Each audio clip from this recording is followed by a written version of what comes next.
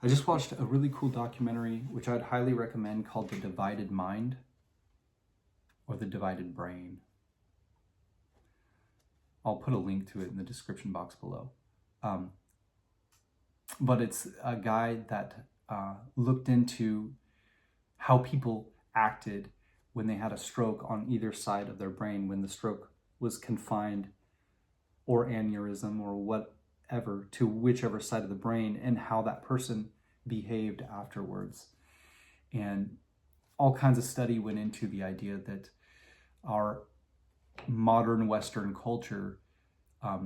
acts largely from the left side, the left hemisphere of the brain, which in the context of this movie or documentary, they look at it as the part of the brain that zooms in and narrowly focuses on tasks and is able to put things together and create systems and do all the fine tuning, and that the right hemisphere of the brain is that which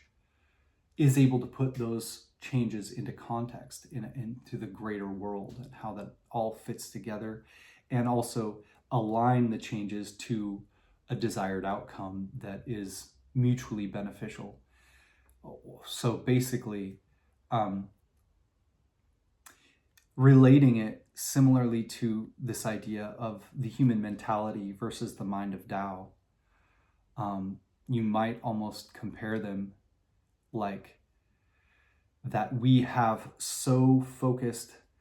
from the age where someone gets into school and starts learning how to go into the world and really focus on a specific task and direction in life, that we have so highly focused on developing that part of our brains and not so much the other part, which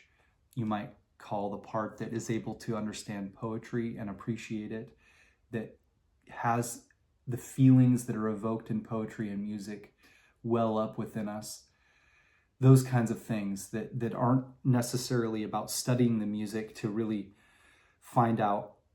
all of the details of the notes and the meter and the rhythm and all that kind of stuff, but more so has the feeling of the whole song once it's composed